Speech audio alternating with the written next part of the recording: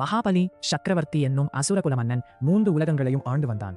அவன் மிகுந்த தர்மவானாகவும் கொடையாளியாகவும் திகழ்ந்தாலும் அவனது அதீத வலிமையால் தேவர்கள் தங்கள் பதவிகளை இழந்து தவித்தனர்.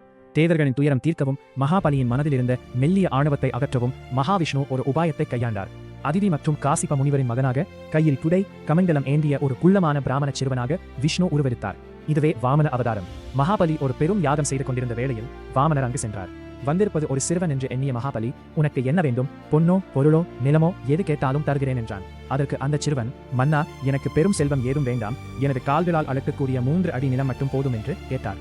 மகாபலியின் குருவான சுக்ராச்சாரியார் வந்திருப்பது சாதாரண சிறுவன் அல்ல, மகாவிஷ்ணுவேதான் என்பதை உணர்ந்து மகாபலியை தடுத்தார். ஆனால் கொடுத்த வாக்கை மீறமாட்டேன் என்று கூறி தானம் கொடுக்க மகாபலி முன்வந்தான். தாரை வார்த்து தானம் கொடுத்த அந்த நொடியில் குள்ளமான வாமனர் விண்ணுக்கும் மண்ணுக்குமாய் பிரம்மாண்டமான திருவிக்கிரம் உருவம் எடுத்தார். அவர் தனது முதல் அடியால் ஒட்டுமொத்த பூமியை அளந்தார். 2வது அடியால் வானுலகை அளந்து முடித்தார்.